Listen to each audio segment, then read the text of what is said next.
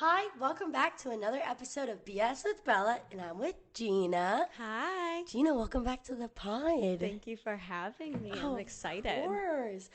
Today's episode is a little different than my other episodes of just interviewing someone and kind of just rambling. On this episode, we're going to be talking about things we've learned and still learning in our early adult life or early 20s. So I created a list of questions of different situations and different topics about young adulthood that me and Gina will be talking about and kind of answering through our own experience, you could say. Mm-hmm. So let's go. This one's about building healthy relationships and friendships overall. So how would you define a healthy friendship and a relationship? In your opinion? I would say friendship-wise, a big thing for me is someone that is just always, I guess in a relationship too, always there for you. Yeah. Through good, bad, and different. Someone that's just going to stick by you no matter what. So that's what I would say. For both, I think friendship and relationship is one thing. For me, I feel like it's honesty between both parties is like I don't like to be lied to. I like to be very like transparent with your friendships and even relationships. Like if you put someone in a situation and you were treated that way or they treated you that way, you both wouldn't like it. So I like to be like treat people the way you would be treated. Yeah. And I think also loyalty is like my biggest thing is honest and loyalty, because loyalty is everything. Like if you aren't loyal to someone where someone is picking on one of your friends or something's happened to one of your friends and you do not want to like beat someone up, then like you're not loyal. I feel like loyalty and honesty is like by far like my define. I agree. What are some red flags in a friendship and relationship? I feel like there is a lot when it comes to red flags. I'll do friendship first. I think this kind of, in a way, can piggyback off the first question. It's a good thing, but yet a bad thing. A red flag with a friendship would be always, I don't know how to properly word this, always assuming that because you're really good friends, they're going to have your back, but not call you out, if that makes sense. Yes, like a real friend calls you on your shit. I've had friends that I loved and respected, but, if I didn't agree with something that they did and I told them my opinion, they would like get mad and be like, well, you're supposed to be my friend, you're supposed to agree with me. But like in reality, if you're asking for my opinion and I'm going to give you my opinion, the real friend gives you reality in the face. If you don't give reality in the face of your real friend and you diddly dally around their circle just to make them feel better about a situation, then it's not real friendship. You're just being they confuse loyalty with just constantly picking your side. But it's like if you're doing something wrong, I'm gonna tell you, Bella, you're doing something wrong. And there's been times where we've both told you, and I feel like with a relationship, my red flag is it's not having a girl best friend is my problem. It's the girl best friend that tries to pretend she's one of the boys is one of my biggest pet peeve. And people would make me sound crazy, but when I tell you I've had an experience like that before, the girl that pretends to be everyone's like boyfriend's friend is the one that is secretly wanting to get with them. I'm sorry, just or a red flag. Or she has gotten with them. Red flag right off the bat. I don't care. Like you're telling me she's just a friend. You know damn well that you got feelings for her, and that's okay. Just break it off. Yeah. My red flag is the best friend thing. The girl best friend. Or if they like don't, oh God, they think that because they're the girl best friend that like they're so supportive. They're so supportive of your relationship, and it's like, no, you actually don't respect it at all. No, you don't respect it at all, because if you respect it, then you know there'd be certain boundaries that you don't cross. And I feel like that's a red flag in a relationship with me is right off the bat is you're allowed to be friends with girls. Like, do not get me wrong. Like, do not get these words twisted. And I feel like it is such a category that people are like so ready to jump the gun. Like even guys, I can't have a girl best friend. No, that's not what I'm saying. It's the girl best friend that pretends to be everyone's friend and then friends everyone's boyfriends. That's the one that's weird. Or hanging out with you until 2:00 in the morning. That's my red flag. Period. Also, just like I feel like another red flag in a relationship, I don't have any red flags in my relationship, but I'm just saying past is always the one that you catch them in the smallest lies. And then over time, it's like lie after lie after lie after lie. So it's like you're almost like, what's the truth? Or like not even saying, friendships too. Yeah, like, or even not saying anything is just as bad as lying. Yes. Like oh well, I didn't tell you. It's like, okay, well, But that why makes wouldn't it you 10 tell times me? worse. Why wouldn't you If tell you would have me? just told me, That's okay. then if you I didn't wouldn't tell have me. overthought things. And Yeah, that's okay. You didn't tell me. I just tell me. How can you establish? How do you establish and communicate a healthy boundary in a relationship? So I feel like if you right off the bat is like, you don't need, just tell me what you're doing. I feel like communication is really key when it comes into a relationship. And I always tell my boyfriend, I'm like, if you gotta go do something, like, just tell me you gotta go do something. Then just like the whole leave me on red for 2 hours. And sometimes accidentally I do that when I'm like just busy, but like I feel like communication is really key, especially now that I'm in a long distance relationship. That's like even more important is definitely communication. Yeah. And I feel like you just have to talk to your partner, and friendship too. We're all gonna have to do friendship long distance. yeah, I definitely communication. I remember seeing this thing. I forget what it was, but it was someone talking about a boundary that they had with their boyfriend, significant other. Yeah. And they weren't seeing eye to eye on it, and she was like, well, why can't you just understand that this is where I'm coming from? And so she worded it this way, and I think it is really important. If someone were to get into a relationship and they were like, I personally want to wait to have sex until marriage, that's a boundary I have. If you respect that and want to do it, then you'll be in the relationship with them. Yeah. If not, you'll be like, I'm sorry, I want to go with someone else. So if someone's like, my boundary is A, B, and C, and they can't do it, then it's like, if that makes sense. You need to establish that communication. You have to just like talk about it, and if you don't agree with it, that's fine, but go date someone with who will respect your boundaries. Yeah. Like, my boundaries is just honesty. Just tell me what you're doing. Tell me, you don't need to tell me exactly every single conversation you have with this person. Just tell me what you're doing, and I'll be like, okay, have fun. Talk to you later. Yeah. How do you navigate? This is a question I thought was really interesting that I came up with. How do you navigate a conflict or disagreement with a friendship and a relationship? Because I feel like this is really hard, is when it comes to friendship, is that when you totally disagree with someone, depending on what it is, it can get a little heated. Like, not, I don't want to say politics, but like something of a situation of some sort. Like, this person believes in this and you believe in that. I'll give an example of just one I have in my head. Your friend believes in not tipping, and you believe in tipping. Can you guys tell she's a server?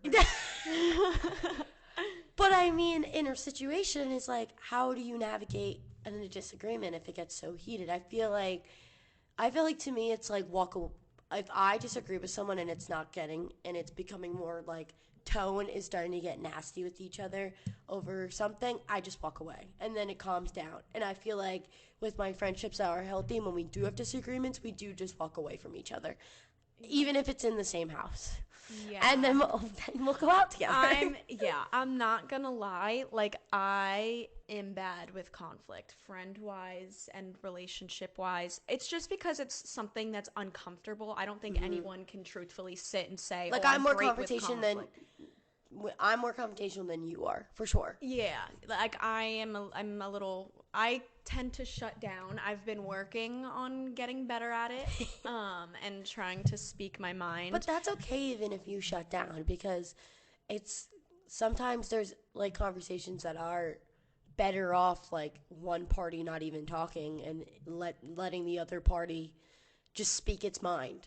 Yeah, and I think I take every person and situation at hand. I try to be, diplomatic and think of both sides. So depending on the friend, like you and I, if something's wrong, and you have as well, we'll like yell at each other. And I feel like, but again, that's like what we. And then, it's not like a going back too much. It's like we'll just give each other a little bit of an attitude, separate, take time to cool off, and then we'll come back and be like, I'm sorry, and then we'll be like, I'm sorry.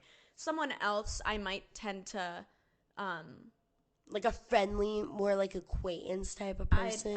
I'd kind of would shut down. And then, I mean, relationship wise, I do try my best to be more open and talk to my boyfriend about things. But sometimes if I do get upset, I do tend to get a little quiet, and then Yeah, that is I'm bad. so really different. I do have a thing that I could say I could work on is when I get mad about a situation, I will ramble and curse and scream like a truck driver. And I don't scream. I'm more like my tone gets really high. So Yeah, there's the just some, high pitched like the high tone. pitched tone and my It's a face girl gets red, thing. but it's nothing like I'm never really angry at my friends. It's more like I try to I'm not a great when it comes to situations, I'm not a great defender because I have like so many thoughts and points going through my head that I'm trying to tell that person, and sometimes I don't make sense and I have to like take a second to recollect my thoughts. I do that with my parents. Like, when I get in trouble for something, like I will be like, this, and this. This is the reason why I did what I did. But I don't get to that point because I ramble, and I'm like, I just overspeak my words without thinking. So I Hmm. think even with a relationship, when I navigate a conflict, I try just to say my piece. And you know what? Sometimes it's better to go to bed angry than it is to fight. And I've learned that. Sometimes they say never go to bed angry, but sometimes it's better off like just sleeping it away and then waking up in the morning and be like, we were drunk and being stupid. Like, Yeah, I personally am one of those that's like, oh, don't go to bed angry. But I have done it because sometimes it really just when you wake up in the morning, you're like, doing what I was why was I doing thinking that, or why was I being so dramatic? Like you do truly need time, but I do not like going to bed angry. angry. Yeah, I guess I could say is I don't like to go to bed angry, but I'm more so like say our piece and be over. And I feel like I'll have any major fights in my relationship. Thank God and praise the Lord that we don't fight like my past relationships. Ooh, Everything's great, but tea. like when there is situations, I just am like, all right, let's just say what we have to say now, and we'll talk in the morning. Once because most of the time that you do get into little bickers is over stupid things when you're drunk. So it's like Mm-hmm. it's never really really sober things other than my turn left, you missed the exit, like things like that for me. So I think just more the fact is like I like to go to bed not angry, but like sometimes it's better off just to be say your I piece and move on. yeah. I mean, yeah. How can you maintain a sense of individuality and independence while being committed? Individuality. Individuality. How It's I think a big word for me right now. I think it for It's doing your own thing, I I feel like. think yeah, I definitely think it's doing your own thing. I mean, for me and my boyfriend, um, we both have two. We're both in separate friend groups. I Hmm. mean, we do like You do obviously you guys your own thing, but we yeah, like we have our own separate friends, but we obviously are all friends. So I think it's like nice to kind of have that little bit of separation. and I think it's better off to be separated. Most of the times that couples are with each other 24/7. In college, I feel like in college, couples are with each other 24/7. So, uh, you know, 24 hours of the day all together, like 7 days a week. It never works. It really never works. Yeah, my mom always calls that oh, you guys are just playing house. Like Yeah, that's not a it doesn't relationship. work. Like even if you like, what I do is like, me and my boyfriend and all my friends can attest to this is that I don't go out with him. I've only when we're going out for birthdays or an event or we get cabs. I'm always with my girlfriends. I go out with my girlfriends because like when and so I'm done with college and I pursue my relationship after that, there are times for us to go out together. But in college, I feel like if you're with your significant other and not being independent in some ways, you just don't work. Like going to the store by yourself or going to work, like having a job in college. Some people don't get jobs in college because they want to be with their boyfriends, or sleeping together every night. I feel like sleeping together every night just like sometimes it's better off just to sleep alone and get your shit done. Like, Hmm. and I attest to that too. Like I just feel like that's what worked for me, but sometimes it works for people who. Yeah, for me, I'm kind of the opposite. Like I do go out with like my girlfriends when it's like a girls' night type Mm-hmm. thing, but I don't think I ever really go out unless I'm with my boyfriend, Mm-hmm. and we do sleep together every night. but I think we also give each other time that But during you're the not, semester. you're not with him during the day Yeah, though. during the day, like during the semester, I would go to class, he would go to class. If we wanted to do something during the day, we'd maybe grab food or go to the gym. But other Yeah. than that, we'd kind of give each other the day. And then, because then it's nice at nighttime, then we have something to talk about and recap our day. And then you're just like then not talking into space while you two are Yeah. staring at each other and being like, we spent the whole day together. We didn't like. Yeah, and now There's that not it's talking about. summer, like he works, I work, so we still have the separation, but then we'll make time to do things together. So I think it depends on the dynamic of who you are because this is going to sound very cheesy, but I could hang out with him all day, every day, and not get tired of him, but I think. So can I. I can do that too. But, I just choose and that so too. we are, I feel like, a lot with each other, but then at the same time, we definitely give each See, other time. totally two different relationships. I can spend the day with my wife, and it's not that I do choose not to, but it's like he also likes his independence, and I like mine. So I feel like that works. How do you handle a toxic friendship or relationships, and what are the steps do you do to take? I feel like if the friendship is toxic, you'll walk away. I had some situations in high school. Unfortunately, as much as I had a pass with this one girl, two girl, whoever it is, sometimes it's better off not to hang out with each other a lot. And when you get home from college, you talk and hang out, and that's pretty much it. I feel like in high school too, I had to walk away from friendships that I thought were there, and I was giving it my all, but they weren't. And I feel like when it's so toxic, it gets to the point that people just literally climb for clout or climb for a reputation, and they're willing to take anyone out. I feel like that's just like you just gotta step away. Yeah, I have lost some friends due to like instances, but then there have been friends that I've lost because I've just chosen to like not be friends with them. Yeah. I just, everyone grows, and some people I feel like that grow a certain way that you just don't agree with sometimes. Yeah.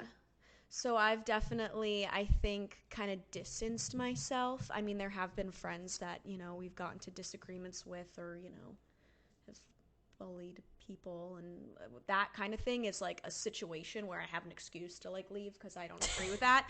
But then there's other times where it's just like, I just think we're outgrowing each other, and those I've kind of just slowly but surely drifted away from them. Even with toxic relationships, you gotta get out. You gotta walk away. Sometimes it's better off to walk away.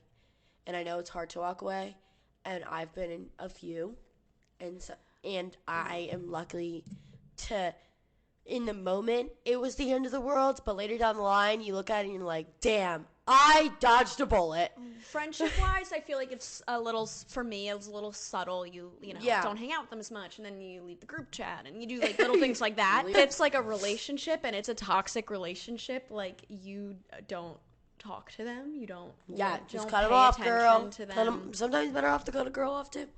Yeah, it's better off. Yeah. Now being in our 20s, early 20s, I feel like being girls, body images and like being yourself is always kind of the main topic, and I feel like it's a lot of relatable. I've seen it on TikTok of nutrition and diet. So we're going to get into those types of questions. What are some social pressures or beauty standards that impact your body image? Social media, by far, I think has always been a struggle.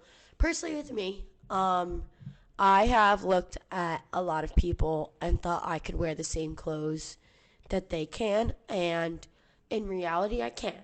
And it's okay. Definitely in high school, I definitely kind of had a problem with I kind of still have a hard relationship with foods. Not so to the point where it's an issue. It's more the fact that I try to navigate a healthy lifestyle in college, but sometimes it's hard. So I feel like some social pressures is definitely not being a size 0.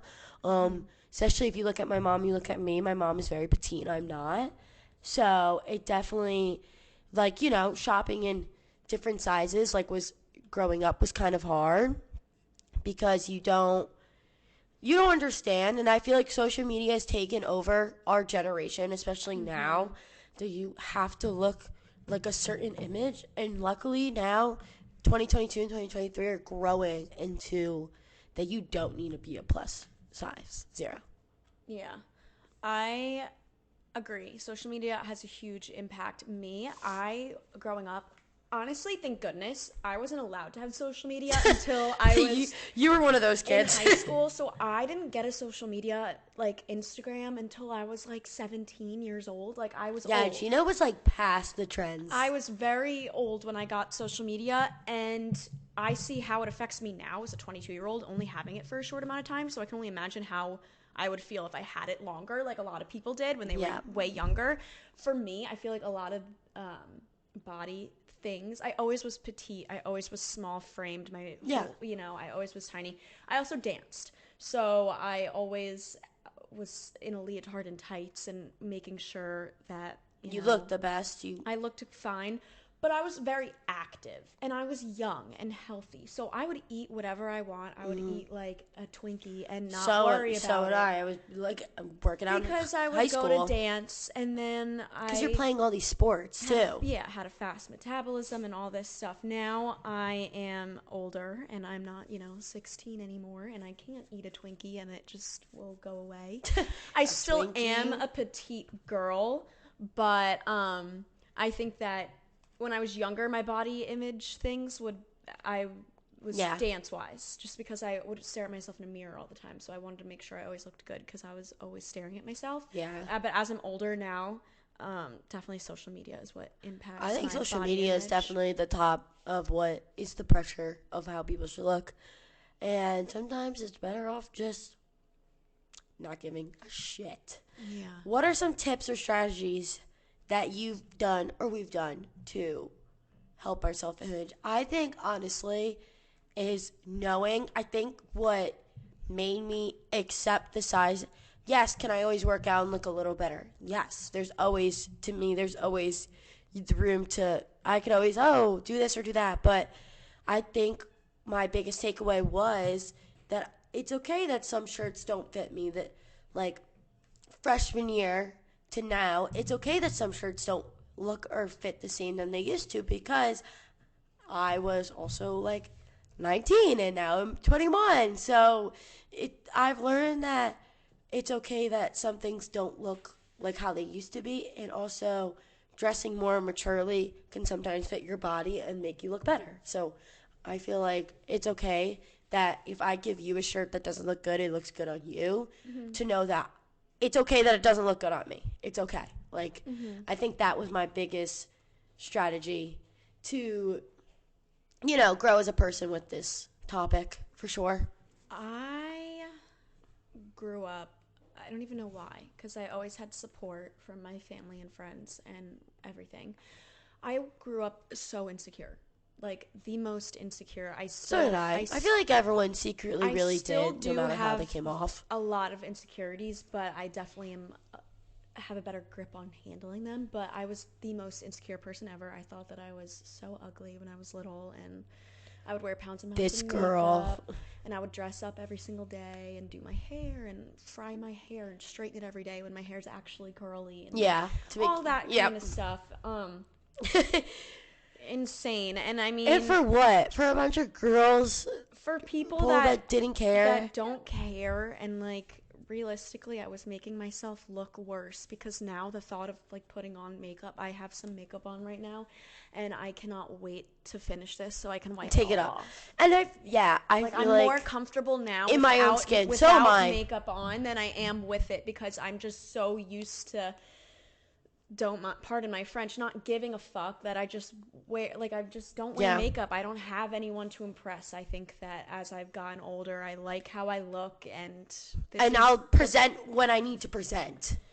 Another thing, this is great advice. I actually heard this from my therapist, but I know that there's so many quotes and everything about this, like on social media. Comparing beauty. One thing about me is I compare beauty a lot. My body. So do I. Just everything.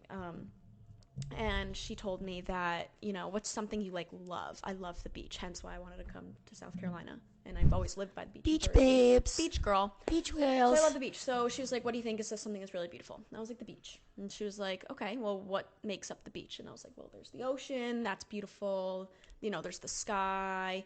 And she was like, okay, so is the ocean and the sky the same thing? No.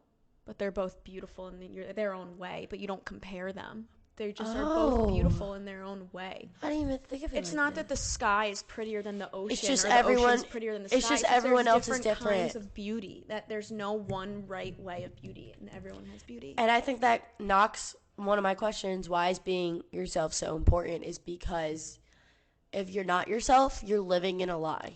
To me, and your body positivity, like.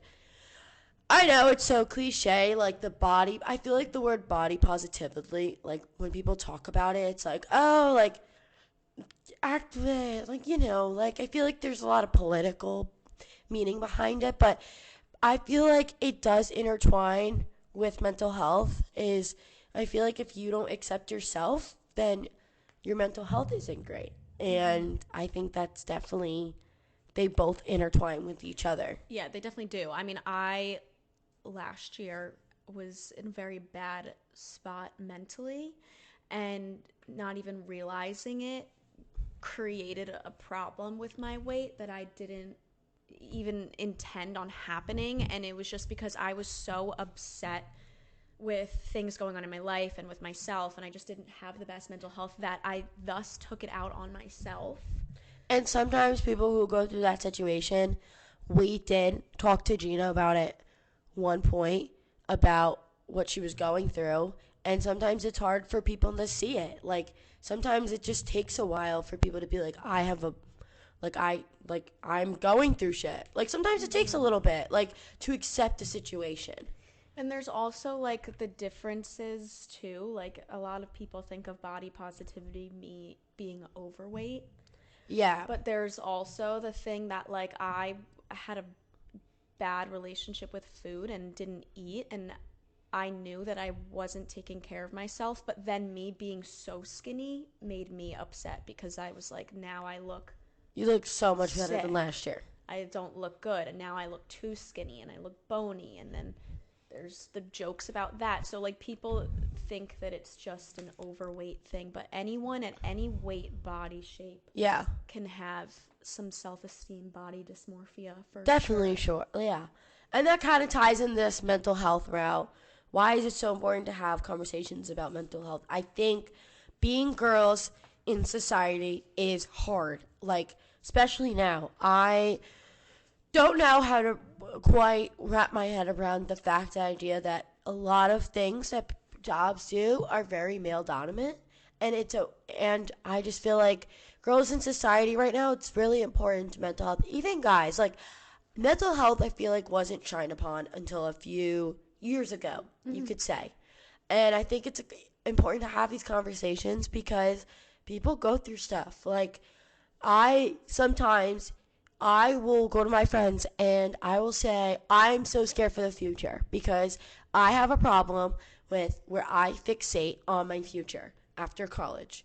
They're all gone and they're all like, we just graduated and we don't know what's going on.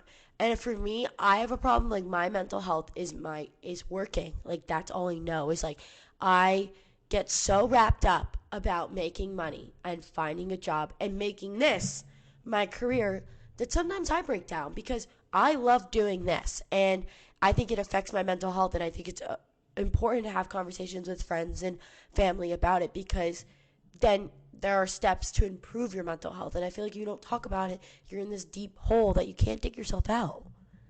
Yeah. If you knew me a bit ago,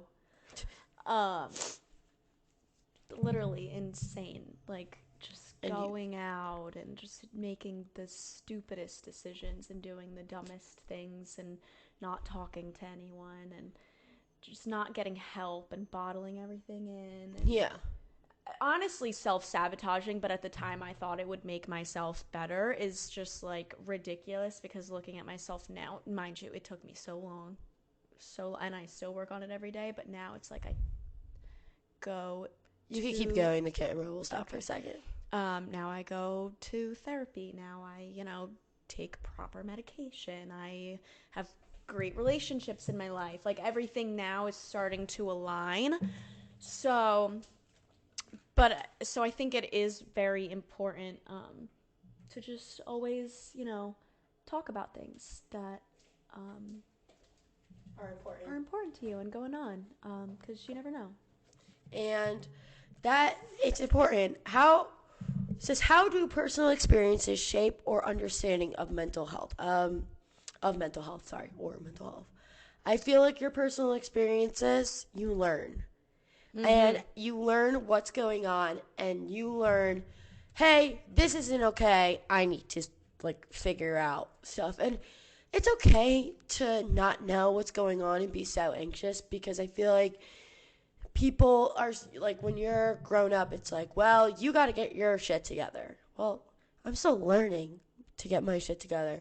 And I feel like that's what makes mental health in your 20s so important to figure out, because you're going through so much change. You graduate college, you get a job, you move into a new city, you pay off student loans. Like, mental health, I feel like right now in your early 20s or even in your late 20s is like such a prime time to figure it out. And I think, not like figure it out, but to treat what's going on or address the situation. Because I feel like everyone's like, living your 20s, but like, again, there's a lot of more shit that's going on in your 20s than anywhere else. It's a very, very big time in your life for change, which is the most exciting thing ever, but also the most scary thing ever.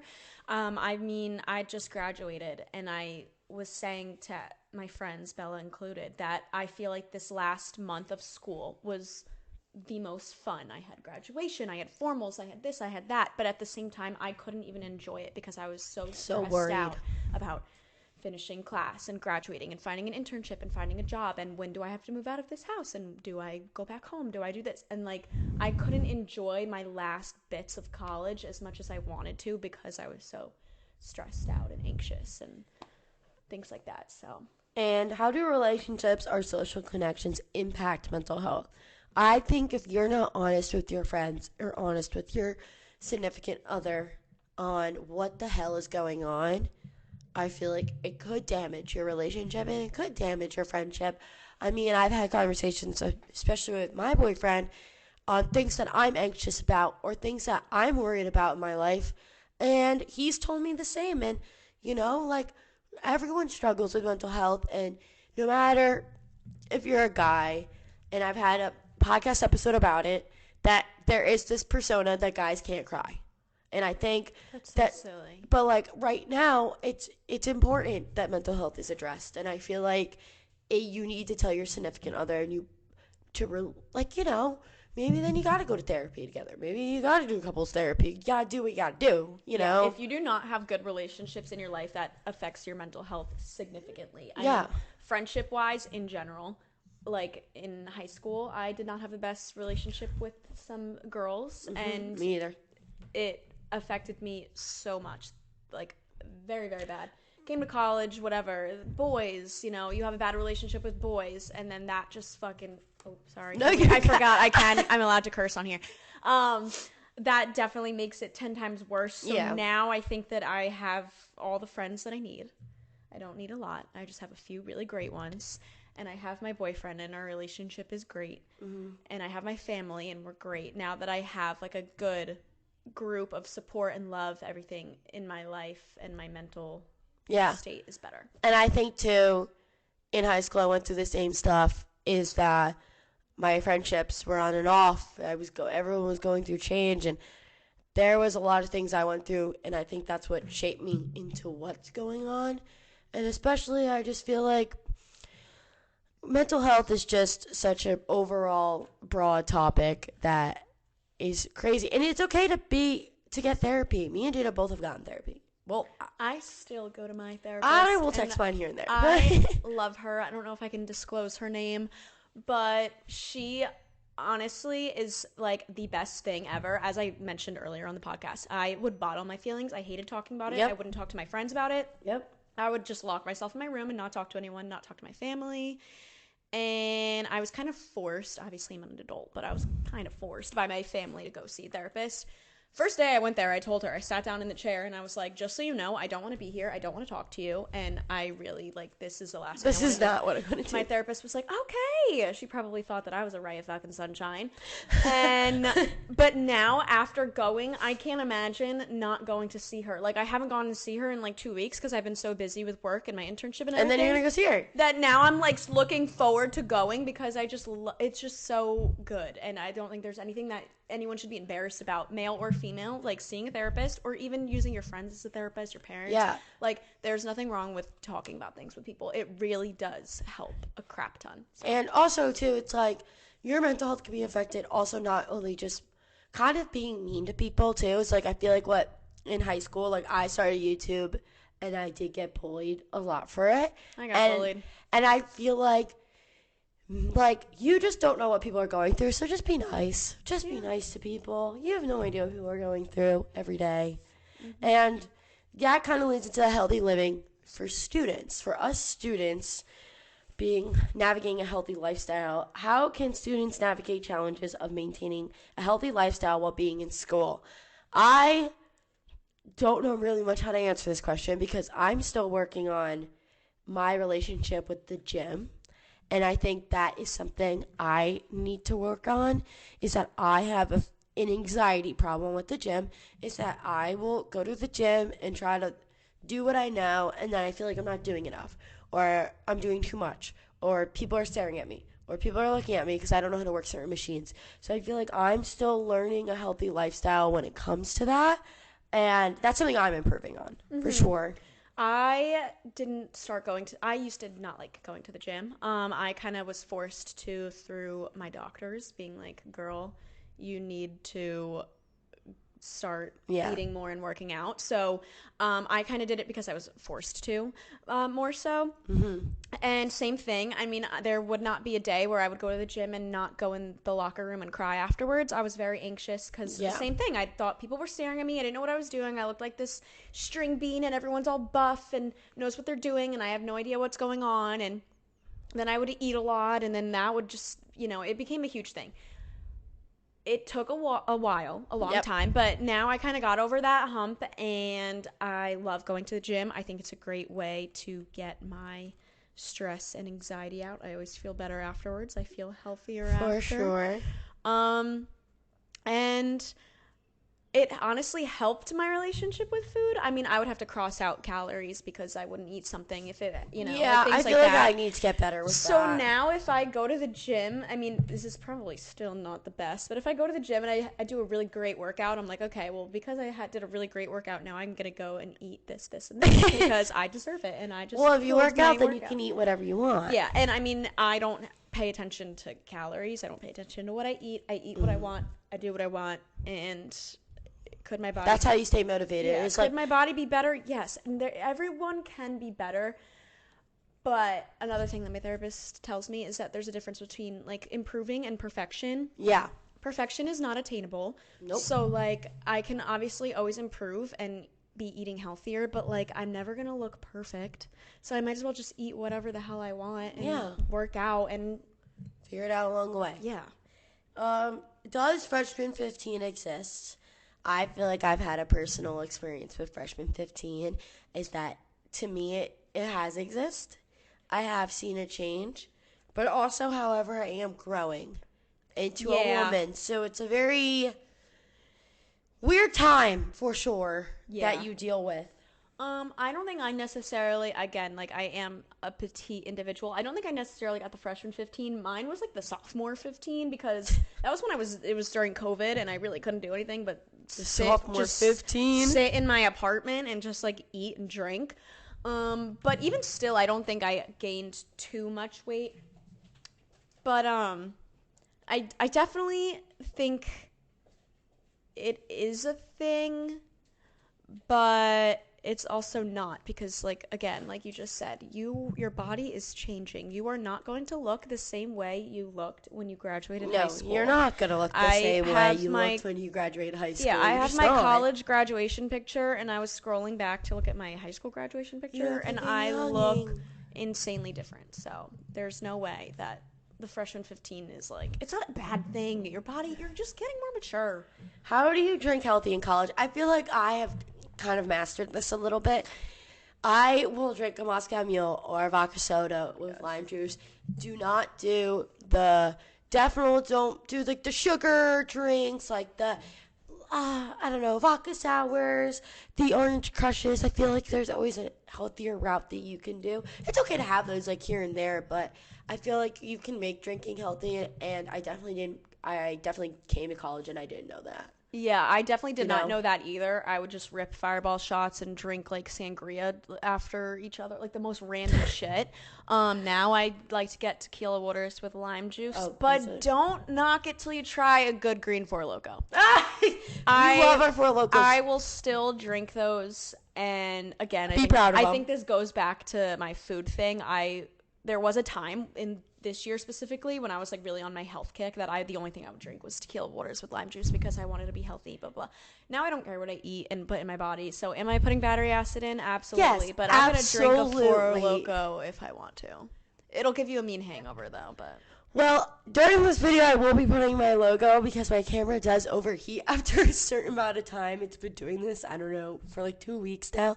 So if you see our interview cut back and forth, that is why. And I'm a college girl on a budget with this podcast. Yeah. But Gina, thank you so much for coming onto the pod. Thanks for having me. And I love we'll see you guys next week. Make sure to click the button up the bell above. And subscribe and like this video because, you never want to miss another episode. Comment, subscribe.